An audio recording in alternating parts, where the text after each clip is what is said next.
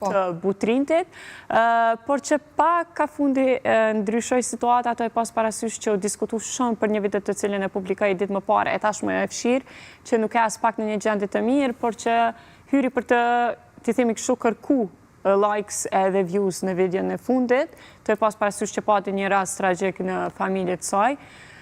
Nuk ka qenë një situatë fort e mirë dhe faktikisht nuk vjen as pak mirë me diskutu tashmë, se të e pas parasysh reagimin e saj cilinve që ka bu në rrjetet sociale dhe ka kërku falje, po besoj që të njëri ka bën, po besoj edhe Rita ka qenë një gabim. Nuk është gabim i falshëm me ato cilin e ka bu Rita, po të ke fundja jemi personat e fundit cilet mund me gjiku Ritën se çka ka bu. Është zgjedhja asaj edhe është mënyra asaj se si mendon një person që mi fitu 100.000 euro.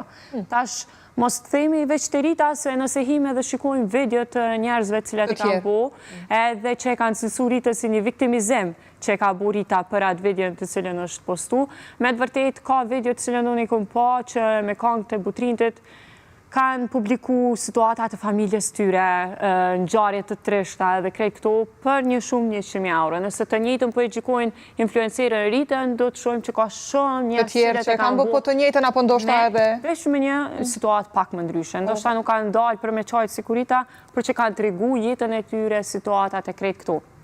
Këtë 100.000 euro, unë jam shumë më e duar ndoshta nëse kish marrë një personazh që ka nevoj për to. Unë s'po thëmë që s'kemi krejt nevoj për 100.000 euro, por që ndoshta dikush që ka nevoj më shumë, për shpresoj që butrinti ta merë parasysh dhe të di, se po mendimi në momenti që ka fillu vish me bu këtë lloj sfide për 100.000 euro, ka qenë ideja për mi bu reklam albumit pa tjetër është një karierës ti, se definitivisht butrinti kuve të fundit është shu pak si artist. Unë e them me gojën fletë se me të vërtet nuk është që ka qenë qadër vëmendjes. PR-wise, apo në marrëdhënien me publikun, është një potezë shumë i mira në këtë rast për të marrë sa më shumë vëmendje.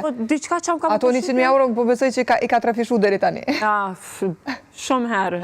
Me këto sfidën edhe sidomos me këngët cilet i ka publiku të albumit, që me të vërtet ishin disa për këngëve shumë të bukra, edhe normal që 100.000 euro tjetër është një lloj investimi në këtë rast, në marketing shumë i mirë. Marketing shumë i mirë, se nuk është që e ka mendu dikush tjetër as pak deri tash, edhe nuk e ka bu as pak, edhe kur e pa që butrinti tash për pak nuk po shihet si artist, ka mendu shumë mirë se si me marrë qadër vëmendjes, unë thash për 100.000 euro për butrintin nuk janë as pak, e ka mendu të paktën qka ku mi prik shqiptarët në pare, edhe e ka bo që mi bu këto 100.000 euro.